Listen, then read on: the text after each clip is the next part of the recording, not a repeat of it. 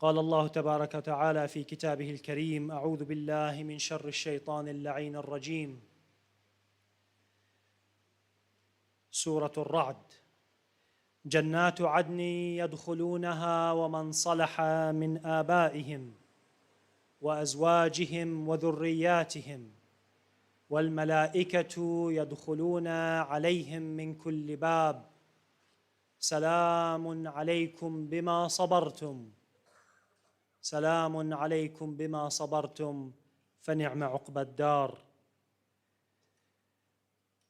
The gardens of Eden, the believers, shall enter them, and with them are the righteous ones amongst their parents, their ancestors, their spouses, and their progeny. And the angels shall enter from every gate, greeting them. Salamun alaykum, peace be upon you, for what you have endured. Surely this is the best of the final abode.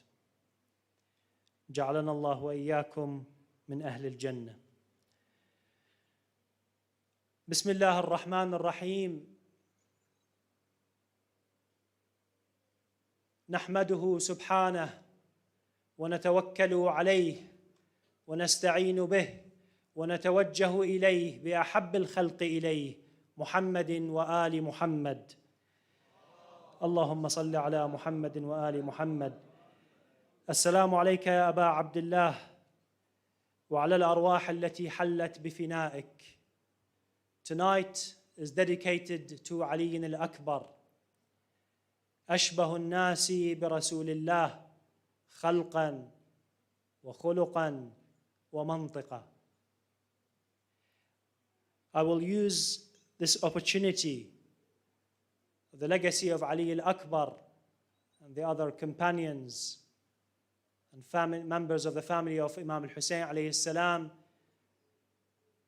to explain how to transform the potential threat into an opportunity. The threat of death that was surrounding and approaching Imam al-Hussein salamullahi alayhi, Ali al-Akbar and the rest of the family and the companions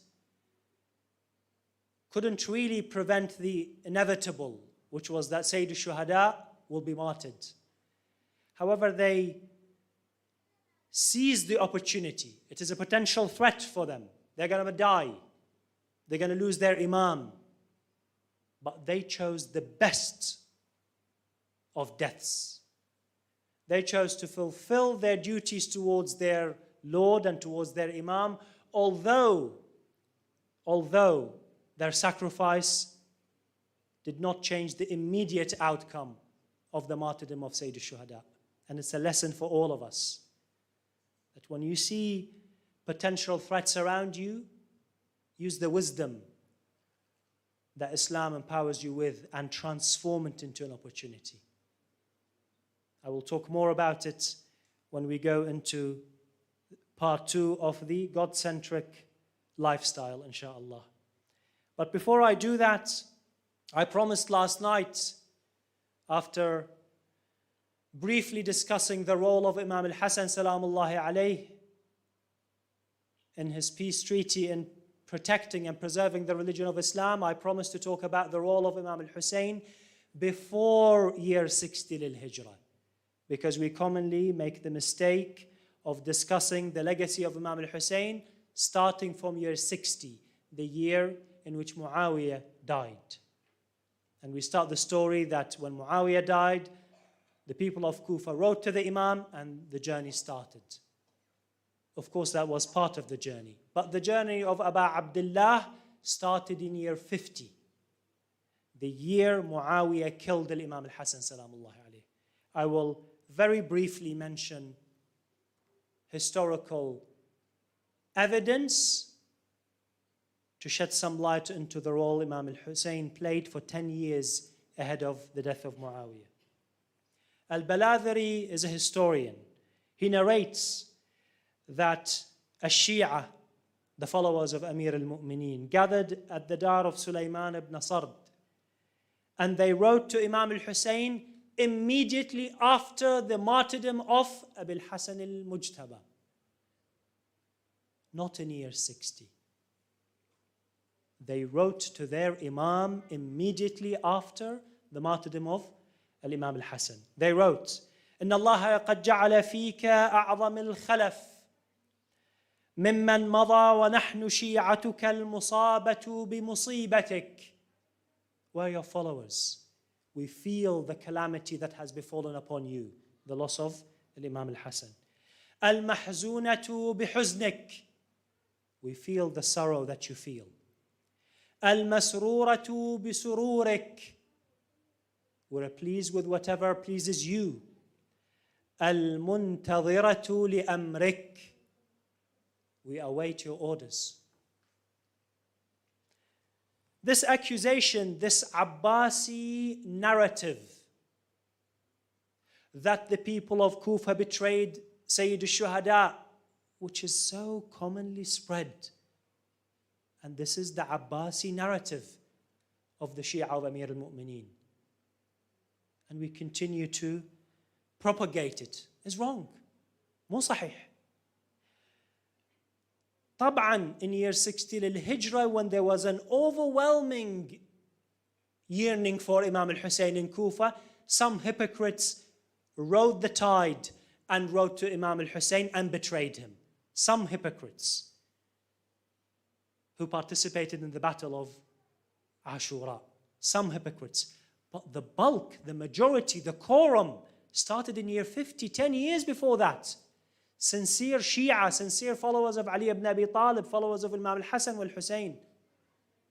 It's not right that we label them all as Khawana, Nakithul Uhud, they betrayed Imam al-Hussein. Some hypocrites betrayed Imam al-Hussein. But we have historical references that on the day of Ashura, over 10,000 men were imprisoned. Those were the sincere Shia. What was the reply of the Imam? This was his part of what he did in those 10 years, because he realized that Muawiyah is coming after the followers of Ali. He wants to eradicate them from society. And that's what happened for those 10 years, from 50 to 60, not from 40 to 50. Imam al-Hussein wrote,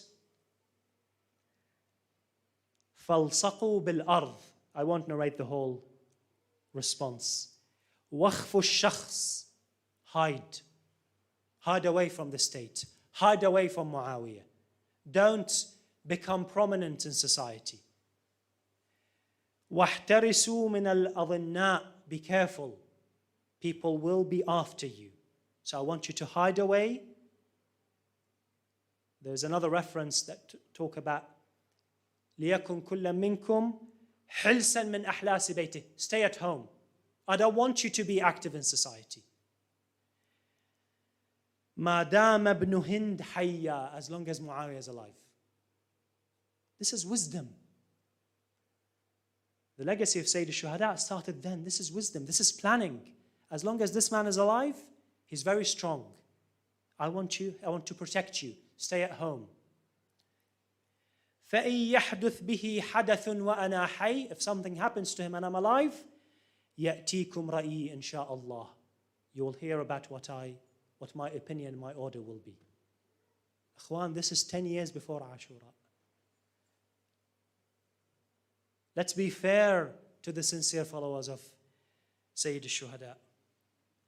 Ibn Qutaybah wal-Kishi, they write that Marwan ibn al-Hakam, Tarid Rasulullah, one of the worst enemies of the Prophet, who later became the governor of Medina. هذا الإسلام اللي كان في ذاك الزمان. Marwan ibn al-Hakam, and he was the governor of Medina. He wrote to Muawiyah, this is years and years before Ashura.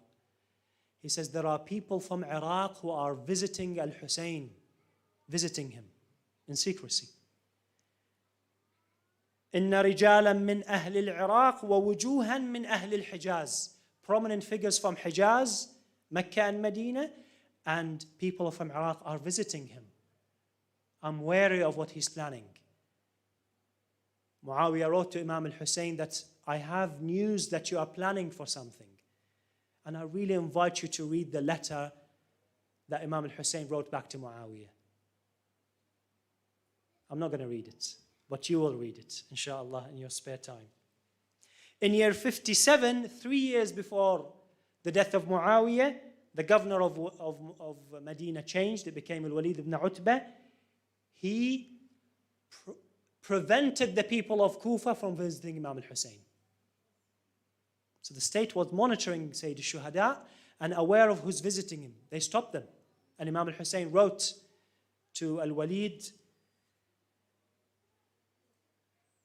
about this, accusing him of what he is, of alim. And the final reference I will quote to you is that in year 59, 1 year before the death of Muawiyah, we have to talk about Imam al-Hussein. We have to talk about what happened. We had to revisit the family. Let's just understand our Imam. In year 59, Hajj al-Hussein wa Abdullah ibn al-Abbas wa Abdullah ibn Ja'far. Imam al-Hussein went to Hajj and he gathered all of his family and his extended family and said to them, go around al-Hajij and gather every single companion, ma'roof bis-salahi wal-nusk, someone who is known to be devoted to Allah subhanahu wa ta'ala of the companions of the Prophet, invite them to me. I want to speak to them. Historians quote that the total number of people gathered for Imam al-Hussein was 700. 200 companions and the rest are tabi'een. 200 companions and the rest of the tabi'een. Imam al-Hussein gave a sermon. He asked them, have you not heard about what Allah said about me and my father and my brother and my mother? And they answered, yes, we know. And he started to explain every verse and every hadith that was highlighting the status of Ahlul Bayt salamullahi alayhim. And they would say, yes, we heard the Prophet. Yes, we heard someone narrating from the Prophet. So he said to them, this is 1 year before the death of Muawiyah, فقال الحسين أنشدكم الله إلا حدثتم به من تثقون به وبدينه. I ask you by Allah, go back to your families, go back to your tribes, and if you know someone who you trust, tell them about this. Tell them about the status of Ahlul Bayt. Tell them about who we are. Tell them that we are the second weighty thing. Prepare the ummah for what's coming. And 1 year on, after the death of Muawiyah, he took on the blessed journey that you all know. I think it's very important to highlight these historical references because it gives a far more elaborate story of Jihad al-Imam al-Hussein, of planning, of preparation, of timing, of wisdom, of knowing when to rise publicly and when to tell his companions, stay at home and hide away and wait for my instructions. Back to the legacy of Ali al-Akbar, which will take us to the God-centric family lifestyle, inshallah. I said that with Ali al-Akbar, we learn how to transform the potential threat into opportunity. And before I continue with the narrative, our God-centric narrative about the family lifestyle, I will say it again.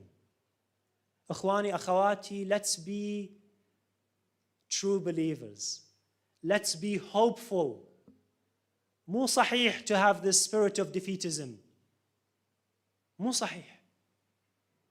Just like there are weaknesses within us as individuals and as community, as an ummah, we have weaknesses and we have threats. But be objective.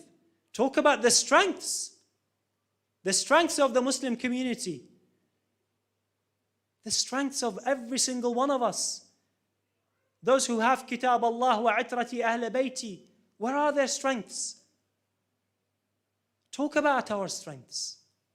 Whenever we gather, we talk about problems within, problems outside. Talk about the strengths and talk about the opportunities. And here I say it confidently, in this country and the rest of the world, there are so many opportunities to lead a God-centric life in this country and elsewhere.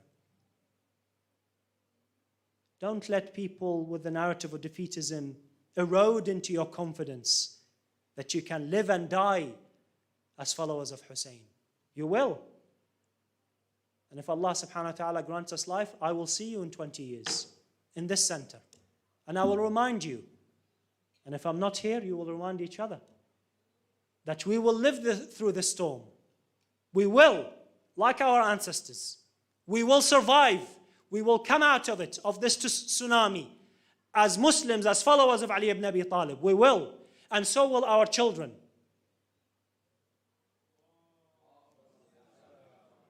We're not going anywhere.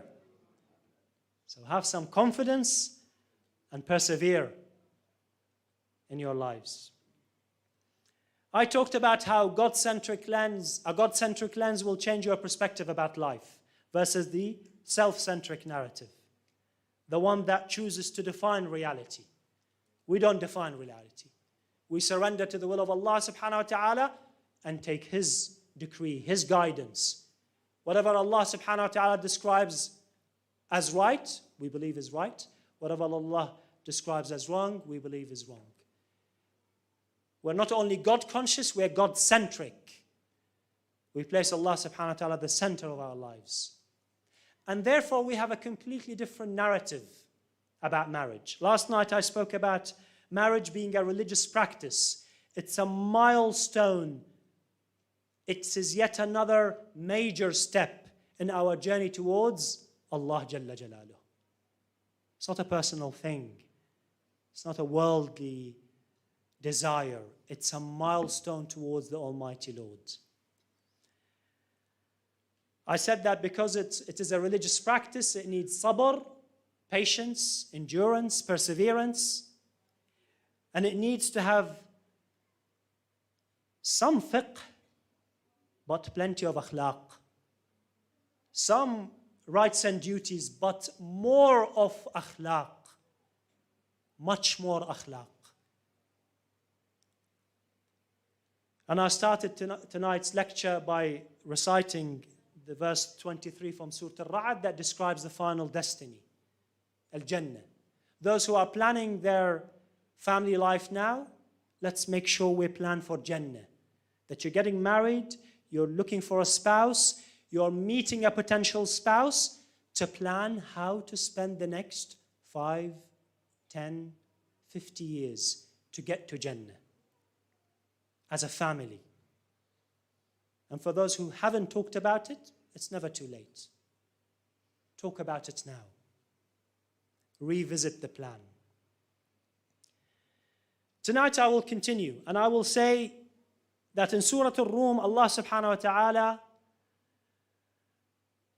mentions وَمِنْ آيَاتِهِ أَنْ خَلَقَ لَكُم مِّنْ أَنفُسِكُمْ أَزْوَاجًا لِتَسْكُنُوا إِلَيْهَا. Amongst the signs of your Lord, that He created for you spouses, pairs from amongst you or from you. لِتَسْكُنُوا. The aim of marriage in the God-centric narrative is that you attain sakina, men and women. That's the aim of marriage. Sakina, to attain tranquility, peace. Sakina. It's a milestone towards Allah. You're doing it so that you can attain sakina. And when you have this peace, when you have this tranquility, you can plan forward better. When you're anxious, when you're unstable, you can't plan ahead. But because you have sakina, you're able to plan ahead, to get to Jannah. To get to Jannah. finances, the size of the flat, number of holidays, illness, physical attributes, they add no value in your journey to Jannah. So please give them less than what they deserve.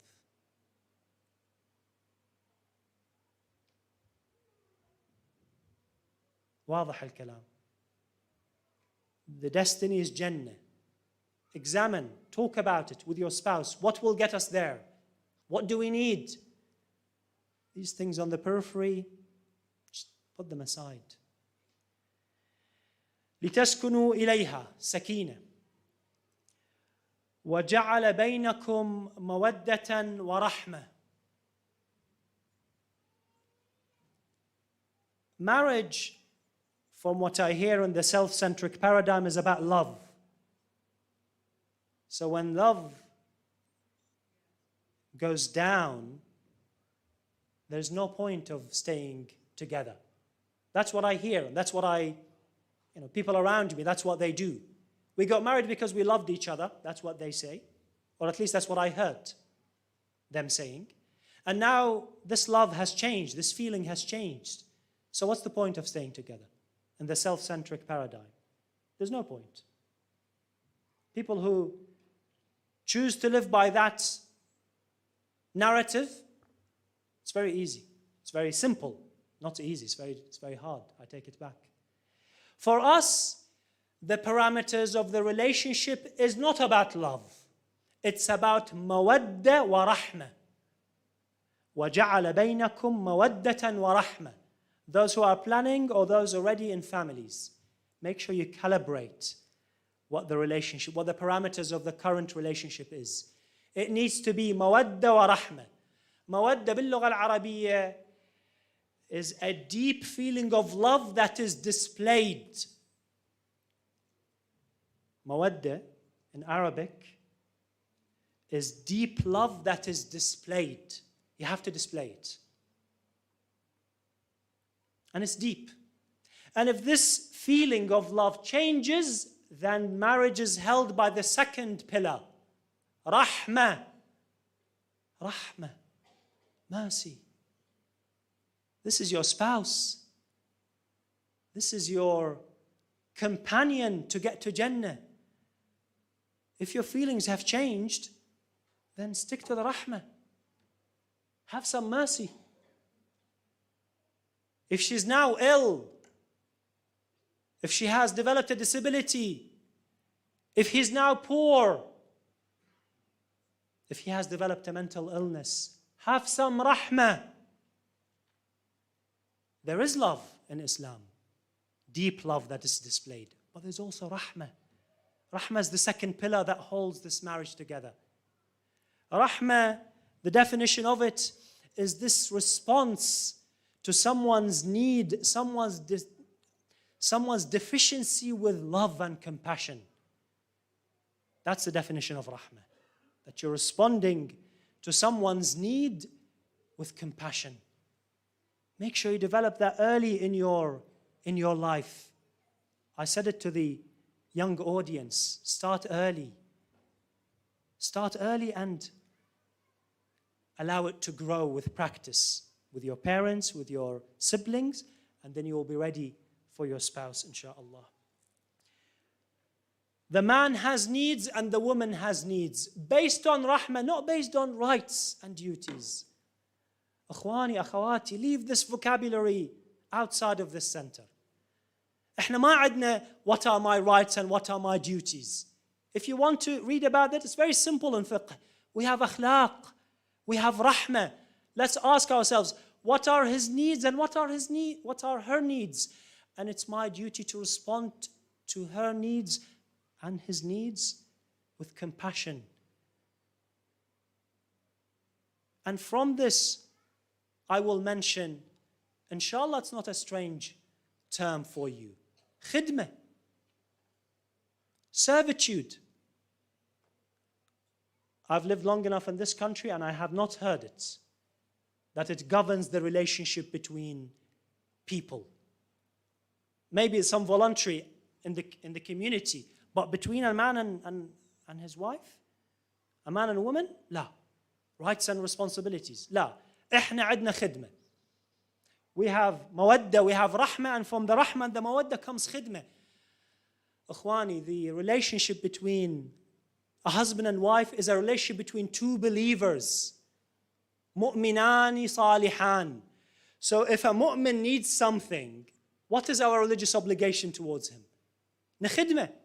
We respond to his needs, we respond to her needs from an Islamic perspective. Khidmah is a principle in Islamic ethics, in our moral conduct. We have to have khidmah, we have to have servitude. And we have many narrations about it. There is no obligation in fiqh that a woman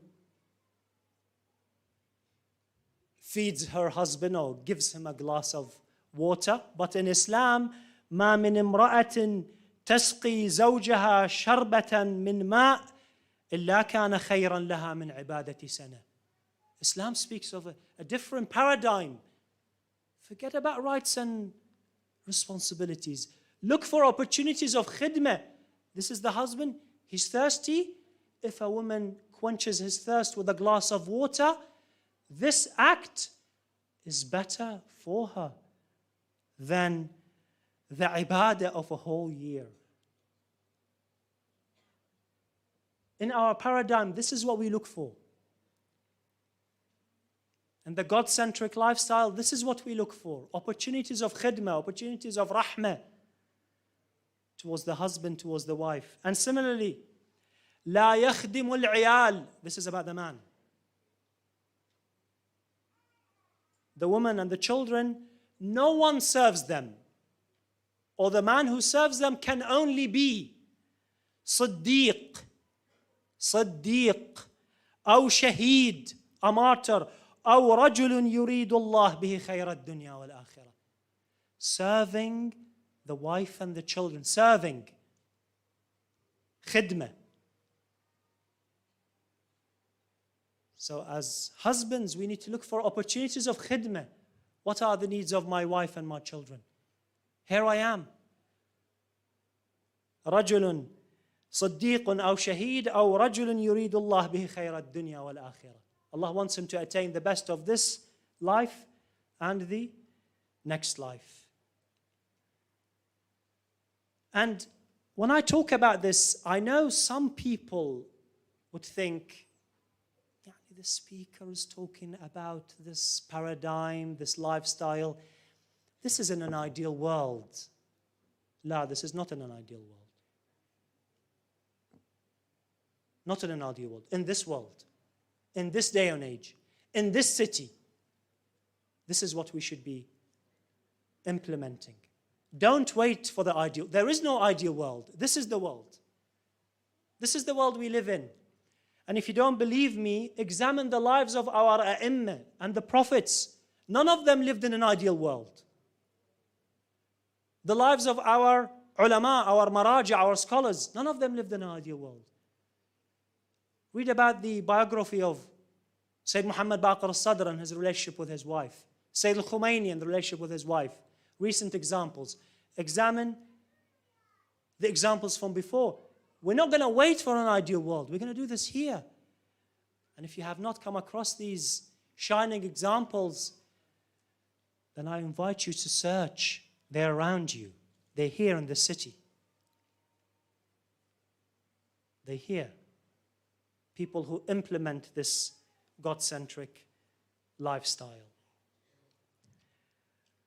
I want to finish by highlighting few practical examples of how we can implement this paradigm. And I realize the discussion needs more elaboration and an interactive platform. But we're not going to waste the opportunity of this blessed gathering without going through some practical examples, and maybe in the future, inshallah, we will have more time to elaborate. I think as parents and as parents to be, if we want to be successful in a God-centric family, we have to be genuine. لازم أكو إخلاص. لازم أكو صدق. To be genuine, I think we have to do what's right and we have to abstain from what's wrong as parents. Otherwise our children will never believe us. أتصور كلامي واضح. If we think it's important for our children to learn the Quran and to memorize it, then why should we not learn the Quran and memorize it? In our 40s, 50s and 60s. شنو المانع? We chase after our children, learn the Quran, read the Quran. Have they seen us reading the Quran? Memorize some verses of the Quran. Have we built up on what we already memorized of the Quran? مهم لو مو مهم القرآن. مهم for the children or for the adults? For both. Well, let's implement it then. Let's do what's right.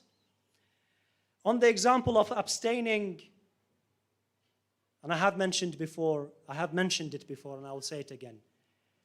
I think as adults, we have to abstain from the majority of what's available online and on social media. Because the content is not God-centric. We have to demonstrate to our children that we are, as adults, as married couples, that we are abstaining from haram content. And haram content is not just about same-sex relationships. It's about the most common form of haram between men and women. Do we expose ourselves to it online constantly? If we do, then we have to be genuine and abstain.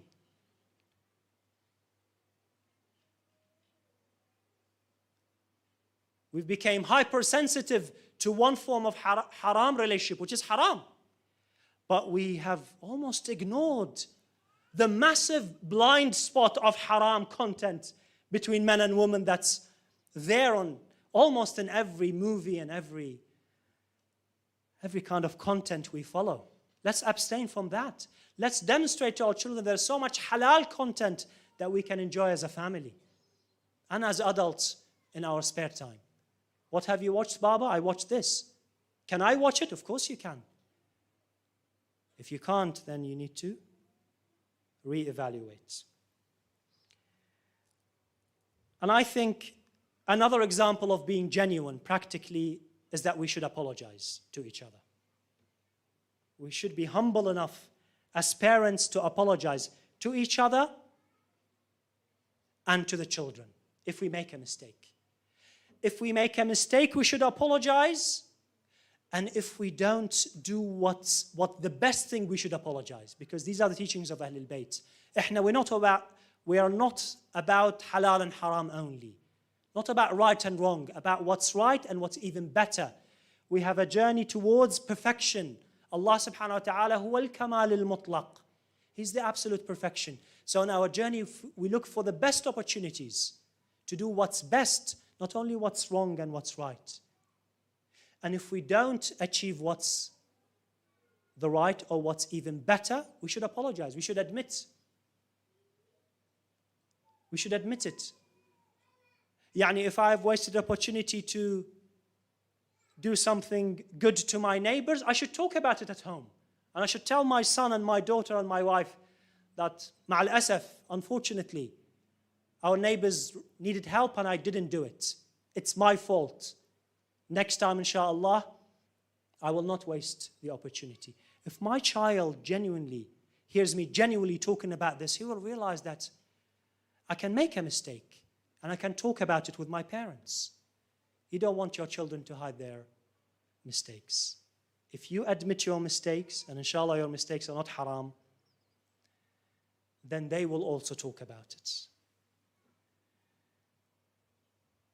If I say to my son and my daughter, today I wasted the opportunity to show ihtiram to my own parents and my auntie and my uncle,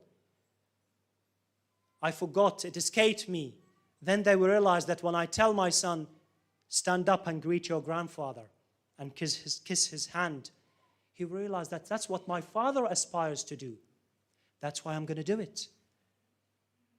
more do it and then I'm perfect. I don't need anyone to tell me what to do. No, I need people to tell me what to do, and I already reevaluate. I have delayed my salah today at work. I will go back home and I will tell my children and my wife that today, unfortunately, I have delayed my salah at work. It's a mistake, and inshallah I will not do it again. Talking about our mistakes, make it easier for our children to talk about their mistakes and to also be genuine in their journey. Being genuine is the main thing we need to maintain. As'alullah subhanahu wa ta'ala that these families are protected, are blessed, and that we all hold fast on the path of Ahlul Bayt alayhim salam, and that we are always continuing to fulfill our duties towards Ahlul Bayt alayhim salam in our God-centric lifestyle and our God-centric family setup. Tonight we remember Ali al-Akbar. We remember the man who was the closest in resemblance to the Prophet sallallahu alaihi wasallam in physical attributes, in personal traits, and in the way he spoke. He fulfilled his duty towards Allah subhanahu wa ta'ala, and he sacrificed his life for his Imam. And today we commemorate his martyrdom and the martyrdom of all the followers of Abi Abdullah al-Hussein. Sallallahu alayka Aba Abdullah, sallallahu alayka wa ala al-arwah allati hallat bi fina'i.